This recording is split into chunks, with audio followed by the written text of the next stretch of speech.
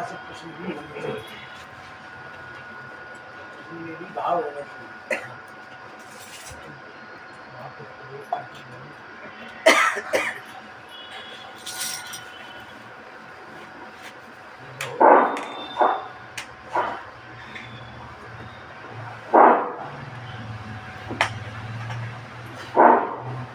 बोलो सद्गुरु भगवान की जय, विष्णु परमात्मा की जय, सनातन धर्म की जय, सब संतों की जय, नारायण भगवान श्री मायानंद चैतन्य की जय।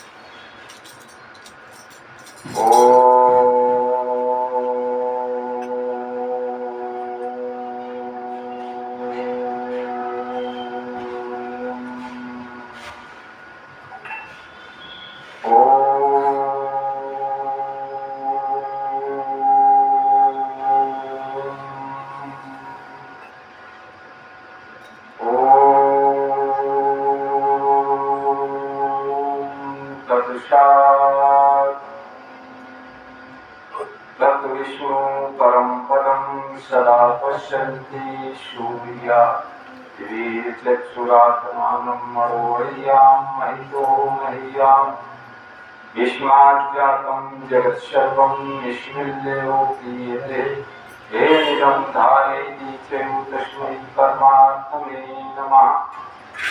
गुरुर्ब्रह्मा गुरुर्विष्णु गुरुर्देवो महेश्वरः, गुरु ही साक्षात् परब्रह्म तस्मै श्री सद्गुरुवे नमः। परम मंगलमय विष्णु परमात्मा और सद्गुरु के चरणों में स्वादिदय से नमन करते हुए उपस्थित आत्मबंधु सौभाग्यकारिणी सती स्वरूपा देवियों व बालकगण सभी को स्वादिदय से नमन। आज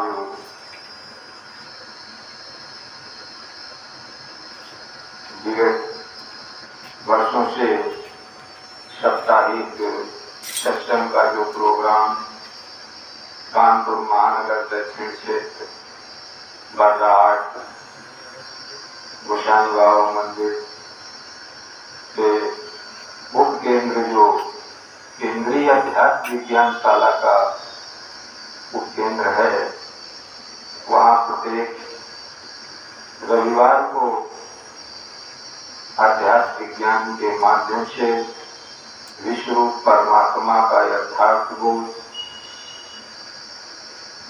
और भगवान के सर्वांग दिव्यदृष्टि ग्रंथ के माध्यम से प्रत्यक्ष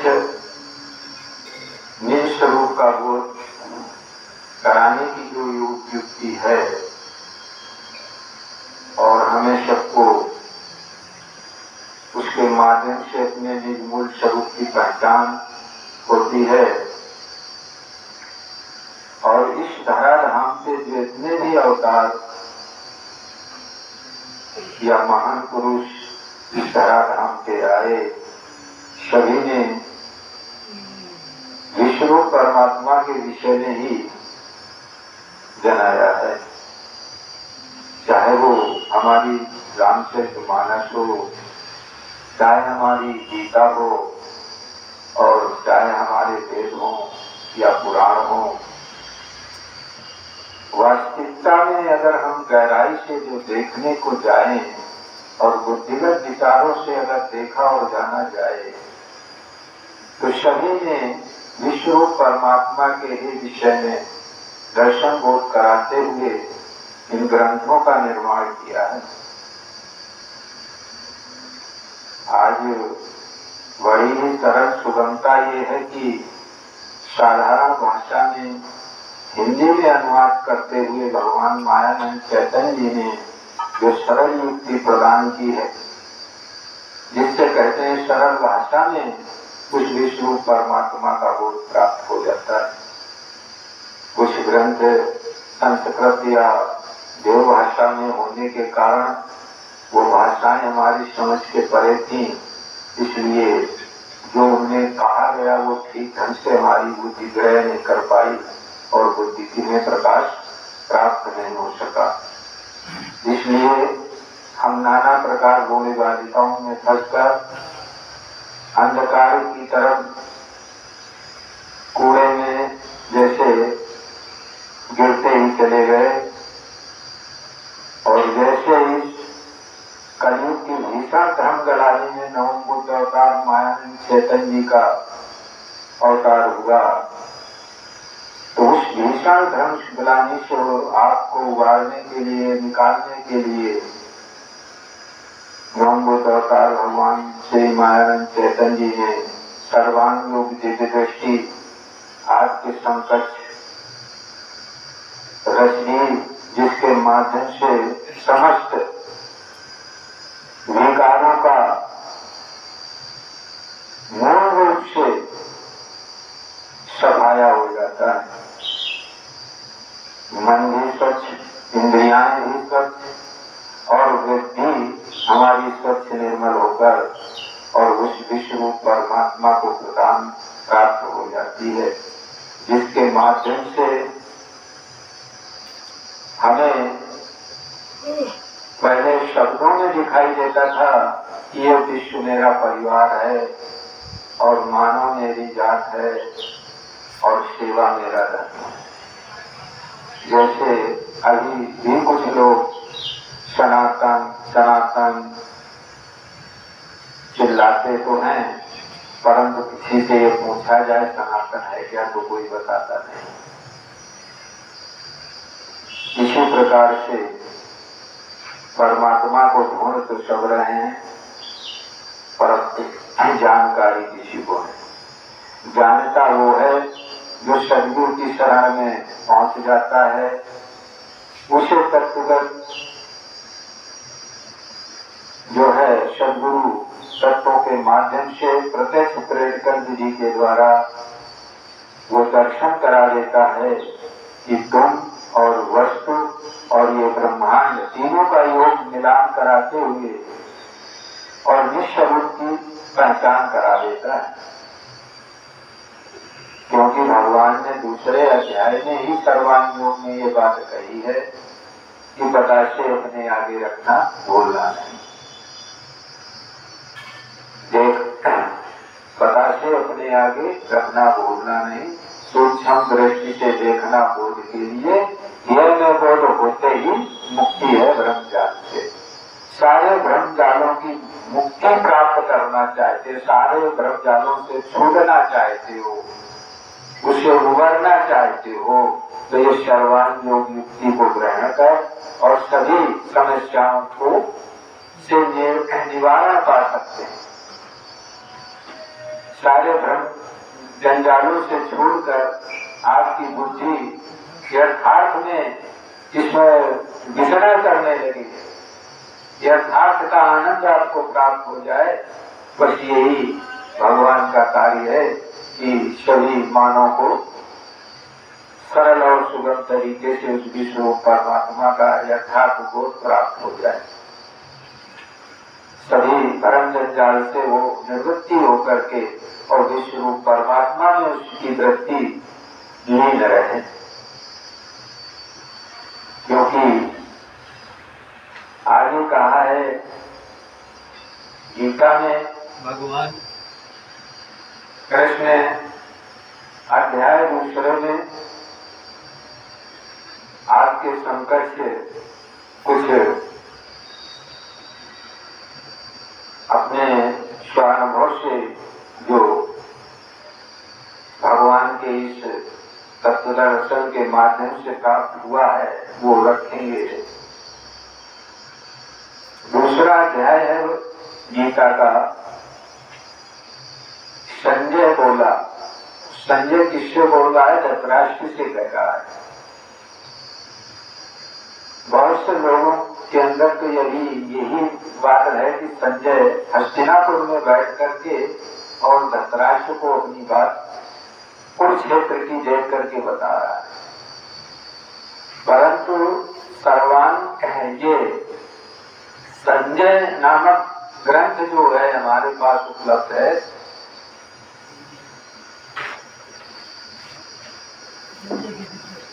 संजय की दिव्य दृष्टि, जिसमें ये स्पष्ट स्वच्छता से भगवान ने वो भी खोज करके निकाल करके रख दिया है कि उसमें जो लिखा है कि संजय वहां का पत्रवार नियुक्त किया गया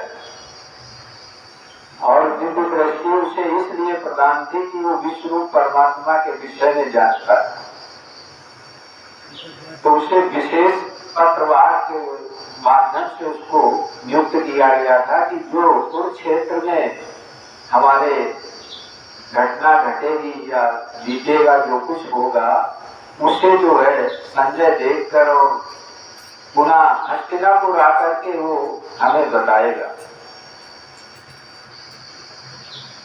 और ये संजय की जो दिव्य दृष्टि है इसमें लिखा भी है, वर्णित भी है। अगर किसी को शंका का समाधान करना हो तो हमारे पास आकर के संजय नामक दिव्य दृष्टि ग्रंथ है, उसे पढ़कर और देख लें और समझ लें। प्रमाणित बातें हैं, ये कोई मन गढ़ंत कल्पना नहीं है, ये सब प्रमाणित बातें हैं। यहाँ पर ये जो संजय जो है कह रहे हैं कि अर्जुन ने ऐसा कहा, ऐसा बोला, तो क्या अर्जुन क्या कह रहे हैं? इस रूप दयायुक्त नेत्रों में जल है भरा, डूबा चिंता में लग के बोले यूं मधुसूदन। तो ये बात संजय जो है धृतराष्ट्र से कह रहे हैं और कह रहे थे कि इस तरीके से मधुसूदन ने जब किसकी ओर लगे, अर्जुन की तरफ जो है भगवान कृष्ण जब देखने लगे तो उनको ये समझ में आया, क्या समझ में आया कि ये बड़ी चिंता में डूबा हुआ है। कौन? अर्जुन। वो बात जो है धृतराष्ट्र से बता रहे हैं कि मधुसूदन ने जब देखा और लखा उसकी तरफ, किसकी तरफ? कृष्ण अर्जुन की तरफ देखा और देखा कि ये चिंता में डूब गया, संदेहयुक्त शब्दों में भ्रमित हो गया है और देखा। तब आगे क्या कह रहे हैं? भगवान बोल रहे हैं, श्री भगवान बोले विरोधी स्वर्ग का पाठ अन्यायी प्रेमों से। ये स्वर्ग का पाठ विरोधी, अच्छे बुरे और ये ऊंचा नीचा देखना, ये स्वर्ग अन्यायी स्वर्ग का पाठ विरोधी, ये विरोध करने वाले, ये नाना प्रकार के विरोध उत्पन्न करने वाले हैं। ये किसके अंदर है? हमारे आपके अंदर। और मोह, जो ये मोह आ गया है, काहे का मोह है? अब ये सामने तुमने जो ये प्रजा देखी और भाई देखे, बंधु देखे, चाचा नानी नाना, ये सब इनमें मोह तेरा फंस गया। ये भगवान कृष्ण कह रहे हैं इसमें तेरा मोह आ गया। तू आया तो युद्ध लड़ने है, लड़ने जो क्षत्रिय वर्ण को लेकर के युद्ध लड़ने आया, तो तेरे अंदर ये कहाँ से मोह आ गया? मोह कहाँ से भ्रम आ गया, उत्पन्न हो गया। यहाँ तो युद्ध की बात है और फिर यहाँ भाई चाचा नानी नाना से क्या लेना देना है? अगर जो तू सोच रहा है, अगर ये वो सोचते होते तो युद्ध होता ही नहीं। तो कृष्ण ने इस प्रकार से उसे डांट दी है। इस प्रकार से वहाँ सिक्योरिटी मीटने वाला क्यों आया तुझे यहाँ? सिक्योरिटी जो मीटने वाला ये मोह जो आया है वो क्यों आया है?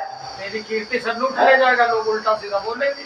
तू अगर यहाँ से भागता है तो तू ये जाने का मेरी कीर्ति होगी, लेकिन सिक्योरिटी होगी, तेरे को बुरा भला लोग कहेंगे है और भगोड़ा भी कहेंगे।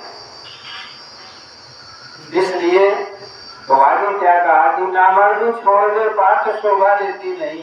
अब कहा कि नामर्दी छोड़ दे, ये शोभा देती नहीं तुझे। तू क्षत्रिय वर्ण का है, अपने क्षत्रिय वर्ण पे खड़ा हो जा। मरना जीना आने लाल सब परम पिता परमात्मा के हाथ में है, तू अपने स्वधर्म में खड़ा हो जा। ये बात साधन है। तू साधन कर तो इसमें क्यों फंसा कि ये मर जाएंगे, वो मर जाएंगे, ये मारे जाएंगे, हम कर देंगे, ये हम कर देंगे, ये ऐसा हो जाएगा है? क्या इसमें तेरी वृत्ति क्यों फंसी हुई है? माध्यम बन, तू माध्यम बनकर के तू खड़ा हो जा अपने वर्ण में। वर्ण स्वभाव तेरा क्या है? क्षत्रिय का। तो उस क्षत्रिय वर्ण में खड़ा हो जाए और धर्म की रक्षा कर। समझ छोड़, तो आगे कह रहे हैं त्याग के क्षुद्र वृत्ति। अब ये तेरी वृत्ति कैसी? क्षुद्र क्षुद्र बुद्धि है, हाँ, क्षुद्र वृत्ति मन बुद्धि खराब, मतलब जीव वृत्ति है।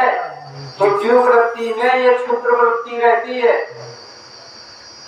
वो उसमें संशय भ्रम तमाम चीजें रहती है। उसको क्या कहें? उसको ज्यादा जितना चाहो मतलब उस वृत्ति में जितना जो कुछ कह डालो कम है। क्षुद्र वृत्ति ये खड़ा हो जा स्वकर्म में और कहना ये क्षुद्र वृत्ति छोड़ और स्वकर्म में खड़ा हो जा। तू तेरा क्षत्रिय वर्ण है, तू अपने स्वकर्म वर्ण को जान करके और युद्ध की तैयारी करके खड़ा हो जा। अब नहीं तो तुमने क्या किया है? दोनों दलों के बीच में मेरा रथ खड़ा कर दिया और तू मारा जाएगा, मुझे भी मरवा डालेगा।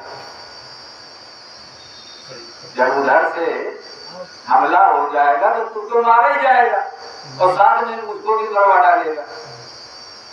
तो कहा है तेरी क्षुद्र वृत्ति है, वो क्षुद्र वृत्ति समाप्त कर और तू खड़ा हो जा। तो आगे क्या कह रहा है? अर्जुन बोला है भगवान कृष्ण से क्या कह रहा है? मधुसूदन मैं कैसे युद्ध में भीष्म द्रोण को करूं प्रहार, और कहने लगा कि अब मैं इनके ऊपर कैसे प्रहार करूं? आप तो ये कह रहे हो कहा भीष्म है, द्रोणा है, ये तो हमारे गुरु है, भीष्म हमारे दादा हैं, और कहा ये पूजा के योग्य है। अब आप तुम कह रहे हो कि इनके ऊपर प्रहार करो, तो कैसे प्रहार करें? ये योग पूजा के अशुभन और कहने लगे कि ये दोनों हमारे योग्य हैं, काहे के लिए? पूजा के योग्य हैं, पूजनीय है। और आप कह रहे हो कि नहीं धनुष बाण लेके धराशायी कर दो, तो कहा ये तो फिर होगा नहीं। तो आगे क्या कह रहे हैं? ना मारते श्रेष्ठ गुरुजनों को। हे प्रभु, इन श्रेष्ठ गुरुजनों को मैं ना मारने वाला नहीं हूँ और ये मेरे से नहीं हो पाएगा। तो क्षुद्र वृत्ति है लाभदायी और ये क्षुद्र वृत्ति है वो मेरे लिए लाभदायी है। वो वृत्ति जो है वो लाभदायी है। मारू गुरु तो राज से लपेटे, और गुरु को दादा को इन लोगों को अगर मारूंगा तो राज से लपेट जाऊं। लोग कहेंगे काला ये तो मैंने दादा को भी मार दिए, गुरु को भी मार दिए, काला ये तो कई वो झगड़े हुए हैं। तो आगे के वे काम होगा तो वही मिलेंगे, यही मिलेंगे। और वही जो काम होगा है कहा जो हम करके आएंगे उन्हीं का वोट हमें यहाँ मिलने लगेगा। लोग कहने लगेंगे, अर्जुन भी लड़ रहा है, लोग कहने लगेंगे। तो वो भगवान से ये बात कह रहा, परंतु यहाँ पर उसने ये स्वीकार किया कि वो क्या स्वीकार किया है कि हम अज्ञानी हैं, मूढ़ हैं, परंतु बोध देने ये बात स्वीकार की है। अभी आगे कह रहा है, देखो क्या कह रहा है कि मैं जीतूं अथवा ये मुझे ये जीना नहीं कौरों को मार के। अगर ये इनको मार के मैं जीत लूं और जीऊं और कौरों को मार करके मैं यही नहीं जानता हूँ कि यही हमें मारे कि हमने मार दे और जियो तो फिर उसका लाभ क्या? तो यही नहीं रहेंगे तो हमें क्या होना? तो आगे क्या रहा है? अज्ञान के दोष ये समाये। अब ये अज्ञान अब ये स्वीकार करने लगा। कौन? अर्जुन। ये अर्जुन स्वयं स्वीकार करने लगा। मेरे मन में आ रहा है ऐसा कि मेरा ये अज्ञान है, ये क्या मेरा अज्ञान है। अब ये मेरा अज्ञान समझो या अज्ञान समझो, ये भगवान कृष्ण से अर्जुन कह रहा। भूला हूं मैं धर्म सो पूछता हूं। अब ये बात स्वीकार उसने की है कि अब भूला हूं धर्म सो पूछता हूं कि मेरा धर्म क्या है, मेरा निज धर्म क्या है, मैं वो पूछता हूं। किससे पूछ रहा? भगवान कृष्ण से। होवेगा जो श्रेय स्थायी कहो सो, जो स्थायी हो वो बात हमसे बताओ। श्रेय हमारी श्रेय बराबर बनी, हाँ बने जाए, बिगड़े ना, वो स्थायी श्रेय श्रेय कहो मुझसे। और न कहना ये जो हाँ, और ये जो तो हम कर ही आए, ये तो जो कहे हैं तो वो तो सब कही है। जैसे भगवान ने कहा कि भाजा था भाई, मैंने श्रुति स्मृति शास्त्र पुराण आदि हैं पढ़े, यथा विधान कर्मों को उनके करके लगा, तो भी चलता मेरे मन की कुछ भी नहीं, समाधान नहीं, स्थायी वो कैसे मुझको मिले। अर्जुन के ही ये प्रश्न है तो ये यही अर्जुन यहाँ पर वही बात कह रहा है। ये सब करके देख लिया, स्थायी हमें धर्म चाहिए, जो स्थायी हमें हमारे अंदर सुख शांति और आनंद की अनुभूति प्रदान करने वाली वो दिव्यता हमें बात चाहिए। जो श्रेय स्थायी सुख देने वाला हो। मैं चेला हूँ आपका बोध देने। अब यहाँ पर उसने चेला स्वीकार कर लिया कि हे नाथ प्रभु मैं आपका चेला हूँ, अब बोध देवे मुझे। क्या बोध देवे? ये दिव्य ज्ञान जिससे मेरा ये भ्रम समाप्त हो जाए, मोह समाप्त हो जाए, ये जो मेरे अंदर वृत्तियां आ गई है सारी समाप्त हो जाए और मैं धर्म में खड़ा होकर और युद्ध की तैयारी करूं और युद्ध लड़ूं। या मिले राज्य मुझसे वहीं का और समर्थ इंद्रासन देवताओं का, तथा ये इंद्रियाकारी कैसे मिटे मोह भ्रम भारी। और ये इंद्रियां मन ये सब तो कह दिए, और इनमें जो भ्रम आया मोह आया वो कैसे मिटे, इनको कैसे मिटे, ये मिटाने वाली युक्ति चाहिए। ये पूछ रहा भगवान कृष्ण से अर्जुन कि इनको स्वच्छ और निर्मल करने वाली कोई युक्ति कौन सी है और कैसे प्राप्त होगी। तो भगवान ने यही कहा, बतासे अपने आगे रखना भूलना है। तो अगर अपने निज मूल स्वरूप की, तो यही विज्ञान की रीति साक्षात्कार स्वरूप का, इसी का बोध होने से दृढ़ निश्चय है मिले। तो विज्ञान की रीति से देखोगे जानोगे तब इससे मुक्ति प्राप्त होगी, जिससे भ्रम जाए ये ऐसे प्रदान हो जाएगा। जब तक देखोगे जानोगे नहीं तब तक मुक्ति और भ्रम से आपको निर्वृत्ति आपकी नहीं हो सकती। आगे कह रहे हैं, कहते कृष्ण से ऐसा गुणा के प्रांत तक करूंगा मैं नहीं कुछ युद्ध रथ में चुप हो रहा, और कहने लगा कि अब मैं युद्ध नहीं करूंगा, और चुप होकर के खड़ा हो गया। अब क्या कह रहा है? मध्य में तो चलोगे ही, क्योंकि अर्जुन को देख के हे राजन कृष्ण जी बोले मुस्कुरा के शुरुआत किए। अब भगवान जब इसकी ये दृढ़ता देखी, जब ये उसकी इच्छा देखी, बातें कहेगा तो भगवान जो है क्या कर रहे हैं, भगवान मुस्कुराए और मुस्कुरा करके उनकी बात को, उसको भगवान को बुरा नहीं लगा, सारी बातें सुने क्योंकि उसने ये स्वीकार कर लिया ना कि मैं चेला हूँ आपका बोध देने। अब जो मैं कह रहा हूँ वो अच्छा है या बुरा है, क्या है कैसा है, उसके लिए वो भगवान ने नहीं सोचा। भगवान ये तो कह रहे हैं कि अब तो इसने स्वीकार किया चेला हूँ आपका बोध देने, तो वो मुस्कुराए, मुस्कुरा करके उसकी बातों को फिर आगे देखो क्या कह रहे हैं। भगवान बोल रहे हैं, भगवान क्या कह रहे हैं? ना सोचे जो सोचे, शब्दों में ज्ञान का, ना सोचे जो ना सोचे, और शब्दों में ज्ञान का, ना उसका सोचना ना इसका सोचना, ये शब्दों का तो ज्ञान बोल रहा है कि क्या होगा कैसे होगा, ना तू जानता है ना मैं जानता हूँ, और ये शब्दों में ज्ञान गा रहा है। नहीं, मैं तो जानता हूँ, तू नहीं जानता। तो अभी वहां स्पष्ट नहीं कर रहे हैं।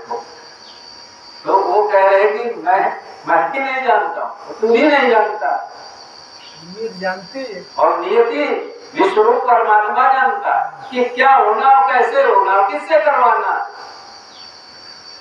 भगवान कृष्ण भी सब कुछ जानते, जब वो जानते ना होते तो इस तरीके से वो कहते क्यों? नहीं कहते हैं? पर उस और वो सदगुरु ने स्वीकार क्यों करता भाई? फिर वो चेला बनते क्यों? जानते तो वो सब थे, परंतु वो घुमा करके ही अपनी बात कहना चाहते। नहीं, सुंदर शब्दों में कहा, बोले सुबह कहिए, मुस्कुरा के तो मुस्कुरा के वो अपनी बात कह रहे हैं ताकि इसको ये न समझ में आए कि ये हमको मुझे हमें मतलब गलत दृष्टि से कह रहे हैं। तो वो इस तरीके से भगवान ने अपनी बात रखी और रख करके क्या कह रहे हैं? जीवितों की मरे उनकी ज्ञानी चिंता नहीं करे। जीवित जो देख रहा है तो अर्जुन, ये सब जिंदा जो खड़े हैं ये सब मरे पड़े, और तो इनकी बेकार में चिंता कर रहा है। क्या कर रहा है? तो बेकार में चिंता कर रहा है, सब मरे पड़े। और ज्ञानी जो पुरुष होते हैं वो चिंता नहीं करते, क्योंकि वो ना मरने में रहते ना जीने में रहते हैं, वो तो परिवर्तन में रहते हैं। ये तो परिवर्तन चक्र चल रहा है और सदैव चलता रहेगा, तो वो मरने जीने में फंसते नहीं। तो ज्ञानी जो है उपरांत अवस्था होती है उसके मरने जीने से, वो मरने जीने में नहीं फंसता और मरने जीने में जीव भाव में रहते हैं। ये सब मरने जीने में फंसे, तो ये जितना है सब मरे हुए हैं, ये उन्होंने स्पष्टता कर दी। ये सब मरे हुए खड़े, ये समझ ले कि ये सब मरे खड़े, और इनसे तो तुझे लड़ने में क्या दिक्कत? पहले मरे। हाँ, पूर्व में मैं नहीं था, क्या तू नहीं राजा न थे कभी? पूर्व में मैं नहीं था कि तू नहीं था, कि पूर्व में राजा कभी नहीं थे तो सभी।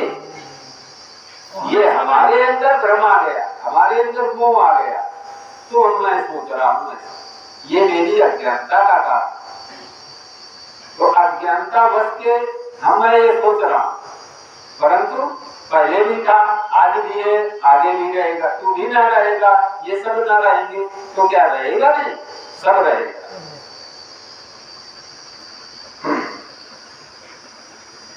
कि वे सब ही आगे होंगे या नहीं, वो सब आगे होंगे भी या नहीं, तो ये भी ना सोच लेना कि नहीं होंगे, होंगे, सब आएंगे, सब होगा, सृष्टि सब चलती रहेगी। आगे होंगे ये भी नहीं, हाँ, ये ना होंगे वो भी नहीं, और होंगे वो भी नहीं, कि होते तो रहेंगे, आते रहेंगे, जाते रहेंगे, ये तो चलते रहेगा। ये सृष्टि का चक्र है, ये चलता रहेगा। इसमें हम तो कुछ नहीं करते। अब इसमें धर्म और अधर्म की जब गति बढ़ती है तो ये क्षीण होते रहते हैं। तो अधर्मियों को जो है क्षीण करके और धर्म की स्थापना कर दी जाती है। धर्म बढ़ेगा। और जैसे धर्म बढ़ा और कुछ समय बाद उसमें ग्लानि आने लगी धीरे धीरे, तो अधर्म बढ़ता। तो जैसे दिन और रात आती, दिन हुआ तो रात आएगी, रात हुई तो दिन आएगा। तो ये इस प्रकार से चक्र चलता रहता है अर्जुन। और इस तरीके से जो है ज्ञान और अज्ञान आते जाते रहते हैं। कभी अज्ञान बढ़ जाता है और कभी ज्ञान बढ़ जाता है। देही को देह में जैसे बाल यौवन है जरा, अब देही को देह, तो ये विश्व परमात्मा देही और देह, इसके अंदर जो जीवात्मा है, तो इस तरीके ये दोनों तो सदैव रहेंगे कि ये खत्म हो जाए। बाल यौवन है जरा, ऐसे बचपना, जवानी और बुढ़ापा है, हाँ, तो वही बदलता है। हाँ, ये वही है उसे बाल। ये जैसे अब बाल्यावस्था हुई, बाल्यावस्था से बदलते बदलते यहाँ तक आ गए। वही तो क्या है, तो वही, यही तो वो समझाना चाहते थे। ये अर्जुन तू कितनी बार मर चुका है? तू कितनी बार मर चुका। वैसे देही वो देही को देह में जैसे वायुमंडल है जरा। जैसे ये देह जिस समय उत्पन्न हुई तो उस समय कितनी बड़ी थी और धीरे धीरे बदलते बदलते यहाँ तक आ गए। और भी क्या बदलना इसका बंद है। तो वायुमंडल जरा वायुमंडल तो चला गया, अब क्या आ सकता है जवानी भी गई, बुढ़ापा भी गया निरंतर चल रहा और मरण निरंतर वो बदलना चल रहा और है वही सबको विचलित नहीं हो रहा। और अगर जब ये सामने जो कट मार रहे हैं तो इसमें देखिए मोह आ रहा है, उसमें मोह नहीं आया। उस समय तुझे मोह नहीं आया कि जब बचपना था वो बदलते यहाँ तक आ गया था, उसमें मोह नहीं किया अभी नहीं और अभी नहीं है, उसमें अभी बदल रहा है। तब उसमें हैप्पी बर्थडे तो उसी जाहिर करेंगे। वैसे देहांतर प्राप्ति ज्ञानी जाने फंसे नहीं। ऐसे देहांतर प्राप्ति को जो है ज्ञानी दिव्य चक्षुवान विज्ञानी तत्व ज्ञानी जो महान पुरुष होते हैं इस विषय को जानते हैं, वो इसमें फंसते हैं। देही का अंतर है हाँ देहांतर होता है, उसको परिवर्तन होने वाले सब सारे खेल है। तो जब परिवर्तन है हो रहा है तो उसमें क्या फंसना है। और एक दिन सभी का परिवर्तन है और ये जब से पैदा हुआ तब से परिवर्तन है तो हो रहा वही मैं लटको पड़ूंगा और फिर भी वो उसी में फंसा है। जब से जीव भयो संसारी अछूटी न ग्रंथि न होए सुखारी। अब आगे कह रहे हैं मात स्पर्श है दाता शीतोष्ण सुख दुख के। मात स्पर्श है दाता कौन है? दो, सुख और दुख। अब ये निरंतर अज्ञानी को अगर सुख आ जाए तो बड़ा प्रफुल्लित होगा, बड़ा मतलब वैभव दिखाएगा, बड़ा ताकतवर दिखाएगा। और जरा से धक्का उसके अगर लग जाएगा सुख का तो ऐसा वो भूल जाएगा कि जब हाई नहीं होगी वो हाई नहीं इतना मतलब वो दिन दुखी हो जाएगा। इस तरीके से तो कहने लगे कि जो सुख और दुख में सामान्य रहते वो धैर्य पुरुष हैं, वो कभी हिलते डुलते नहीं। जो विज्ञानी तत्वज्ञानी दर्शी होते हैं वो ऐसा वो तो जानते हैं कि सुख और दुख ये भोग समान है। मूर्ख गावे लोग ज्ञानी जन सब जी रहे तो जो है मूर्ख लोग उसको रोते और गाते हैं सुख और दुख को। और जो ज्ञानी पुरुष होते हैं वो समावेश कर लेते हैं कि ये एक सा रहने वाला नहीं है, ये आने जाने वाले हैं, ये अभी आया है और चला जाएगा। जैसे दिन आया है अभी रात आ जाएगी, रात आई है तो दिन आ जाएगा। वो ऐसे समावेश करके और लय कर देता है। अनित्य ये आते जाते हैं सहते जाओ भारत। और ये अर्जुन से कहने लगे ये अनित्य आते जाते हैं सहते जाओ भारत। ये नित्य आते जाते हैं ये नित्य। अब भाई तो यहाँ बड़े सुंदर बैठे हो, घर जाओ को मैडम कुछ कह दे तो नित्य आते जाते होने लगे दीवार। तो ये नित्य मतलब ये नित्य आते जाते हैं सहते जाओ भारत। आपको ज्ञान हो गया उसे लेकर लेना, आपको ज्ञान हो गया है तो उसे लेकर लेना, उसमें उलझना नहीं तो फंसोगे नहीं। और अगर उलझ गए तो फंस जाओगे और गई गाड़ी गड्ढे में। तो ये कह रहे हैं भगवान जो इस अविनाशी को अजन्मा नित्य अव्यय जाने हैं तो किसे पार्थ मारेगा मरवाएगा। अब ये क्या कह रहे हैं जो इस अविनाशी को छोड़ दिए नहीं भाई छुट्टी गई याम ही ना बधनते एक पुरुषम पुरुषार बदल गया एक सा ही माने धीर अर्जुन नाचते कभी दिखे नहीं मिथ्या। ये सब सुख दुख एक सा ही माने धीर अर्जुन ऐसे व्यर्थ ना होंगे ये मोक्ष के योग है वही। अब इसमें ये कहने लगे कि हे अर्जुन सुख दुख एक सा ही माने, एक सा ही माने, न सुख में हलचल हो न दुख में हलचल हो, सम बराबर एक स्थिति हो। और धीरज हो, धीर हो, धैर्य रखो। आया अगर कोई किसी भी प्रकार की हलचल भी आ रही हो तो उसमें धीरता धैर्यता हो, ठहरना, उसमें एकदम प्रफुल्लित या आवेश न बना लेना जिससे जो है तुम्हारा जो है कुछ अनिष्ट हो जाए। उसे व्यथा न देवे, उसे व्यथा किसी पर दोषारोपण न लगा। नहीं, ये तेरे को व्यथा न देवे, क्योंकि ये व्यथा देने वाले, उसे ये व्यथा न दे, ये व्यथा न देवे, ना तुझे दे और ना सामने वाले को भी न दे।